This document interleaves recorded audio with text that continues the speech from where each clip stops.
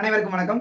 இன்னைக்கு நம்ம பணம் மற்றும் பங்குகள் சேனல்ல என்ன பார்க்க போறோம்னா, எந்த மாதிரியான கம்பெனிலலாம் நம்ம இன்வெஸ்ட் பண்ணா நம்மளோட பணம் கோவிந்தா. ஸோ இதை பற்றி தான் டீட்டெயிலாக இந்த வீடியோவில் பார்க்க போகிறோம்.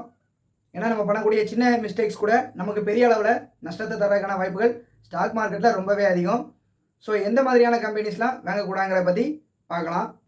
நம்ம சேனலை இதான் நீங்கள் ஃபஸ்ட் டைம் பார்க்குறவங்களா இருந்தீங்கன்னா கொஞ்சம் மறக்காமல் சப்ஸ்கிரைப் பண்ணிக்கோங்க. அதோட பக்கத்தில் இருக்கிற பெல் ஐக்கனையும் கிளிக் பண்ணிக்கோங்க. அது மட்டும் இல்லாமல் நம்ம சேனலில் ஸ்டாக் மார்க்கெட்டோட பேசிக்ஸ் என்னலாங்கிறத நம்ம பிளேலிஸ்ட்டில் இருக்குது. பிளேலிஸ்ட்டோட லிங்க்கை டிஸ்கிரிப்ஷனில் கொடுக்கேன். இண்டிவிஜுவல் வீடியோஸோட லிங்க்கும் டிஸ்கிரிப்ஷனில் இருக்குது. ஸோ பார்க்காதவங்க போய் பார்த்துக்கோங்க. வாங்க வீடியோக்குள்ளே போகலாம்.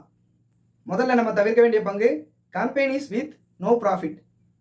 ஸோ ஒரு கம்பெனியில் லாபமே இல்லாத பட்சத்தில் அந்த கம்பெனியை வாங்கி நம்ம என்ன பண்ண போகிறோம்? Simply waste. ஸோ நம்ம சென்டிமெண்ட் பேசிக்கில் சில பேர் எனக்கு இந்த கம்பெனியை பிடிக்கும் அப்படின்னு சொல்லிட்டு வாங்குவாங்க, கடைசியில் அது ஊற்றிக்கிடும்.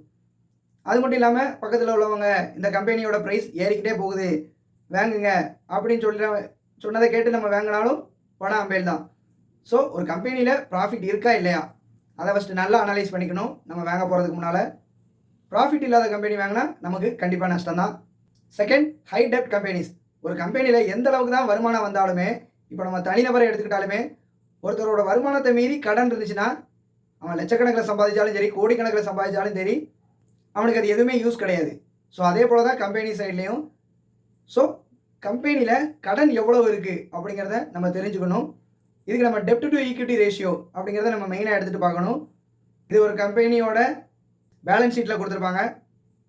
ஸோ அதை நம்ம எடுத்து பார்த்தோன்னா நமக்கு ஈஸியாக தெரிஞ்சிடும் ஒரு கம்பெனியில் எவ்வளோ கடன் இருக்குன்னு. ஸோ அதிக கடன் இருக்கிற கம்பெனியை வாங்கவே வேண்டாம்.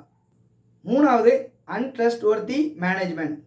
ஒரு கம்பெனியில் ஒரு மேனேஜ்மெண்ட் எப்படி செயல்படுது அப்படிங்கிறத நம்ம கண்டிப்பாக அனலைஸ் பண்ணி ஆகணும். அதோட லீடர் எப்படி இருக்காங்க, அந்த கம்பெனியோட ட்ராக் ரெக்கார்டு எப்படி இருக்குது, இது எல்லாத்தையுமே நம்ம அனலைஸ் பண்ணால் தான் நம்ம போடக்கூடிய காசு கண்டிப்பாக ப்ராஃபிட்டபுளாக இருக்கும்.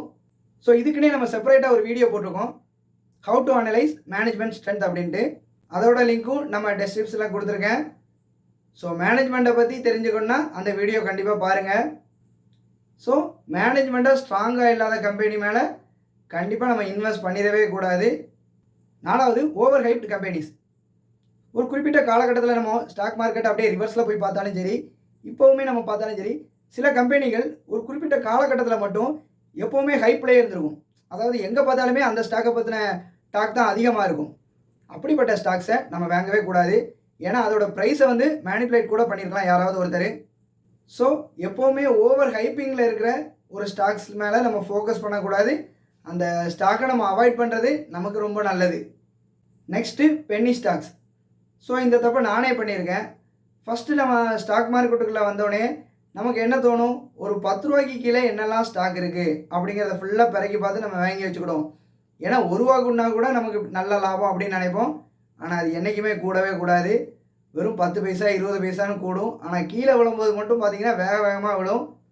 ஸோ அதனால் மேக்ஸிமம் நீங்கள் பென்னி ஸ்டாக்ஸை அவாய்ட் பண்ணுறது நல்லது. இல்லை எனக்கு ஃப்யூச்சருக்காக வேணும் அப்படிங்கிற பட்சத்தில் உங்களோட தேவைக்கு மிஞ்சின காசு இருக்குது, சேம் டைம் நான் கொஞ்சம் கொஞ்சமாக சேர்த்து வைக்கேன் அப்படிங்கன்னு நினைக்கிறவங்க ஒரு நல்ல ஸ்டாக்ஸாக பார்த்து செலக்ட் பண்ணி வாங்கிக்கோங்க. ஆனால் என்றைக்குமே பென்னி ஸ்டாக்குங்கிறது ஒரு சரியான தேர்வு கிடையாது. ஏன்னா அதில் வந்து சக்ஸஸ் ஆகிறதுக்கான வாய்ப்பு இருக்குது, ஃபெயிலியர் ஆகிறதுக்கான வாய்ப்பு ரொம்பவே அதிகமாக இருக்குது. ஸோ இதே மாதிரி ஸ்டாக்ஸை அவாய்ட் பண்ணுறது எப்போவுமே நல்லது. என்னை பொறுத்த வரைக்கும் ஒரு ஸ்டாக்கோட ப்ரைஸ் ஒரு 100 ரூபாய்க்கு மேலே இருக்கிற பட்சத்தில் அதில் ஸ்டெபிலிட்டி கண்டிப்பாக நல்லாவே இருக்கும். ஆறாவது, companies with declining revenue.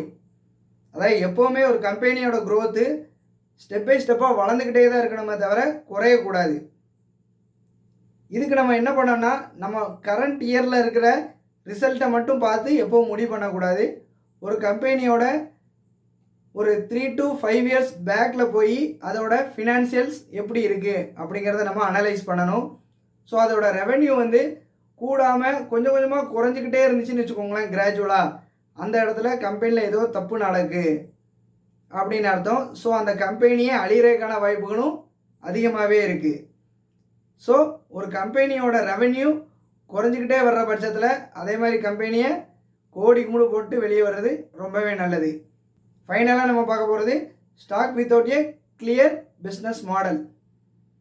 So நான் இப்போ ஒரு கம்பெனியை வாங்க போகிறேன்னா எனக்கு அந்த கம்பெனியில் என்ன நடக்கு, ஏது நடக்கு, எப்படி அவங்க சம்பாதிக்காங்க, அந்த கம்பெனியோட ஸ்ட்ரக்சர் என்ன, ஸோ அவங்களோட பிஸ்னஸ் மாடல் எதுவுமே எனக்கு தெரியாத பட்சத்தில் நான் அந்த கம்பெனியை வாங்குறது பெரிய முட்டாள்தனம். அது என்னதான் ப்ராஃபிட்டபுளான கம்பெனியாக இருக்கட்டும், என்னதான் ரெவென்யூ அதிகமாக வரக்கூடிய கம்பெனியாக இருந்தாலுமே, இப்போ உங்களுக்கு ஒரு கம்பெனியோட பிஸ்னஸ் மாடலை அனலைஸ் பண்ண முடியலை அப்படிங்கிற பட்சத்தில் அந்த கம்பெனியை தயவு செஞ்சு அவாய்ட் பண்ணிக்கோங்க. அது எவ்வளோ தான் நல்ல கம்பெனியாக இருந்தாலுமே பரவாயில்ல.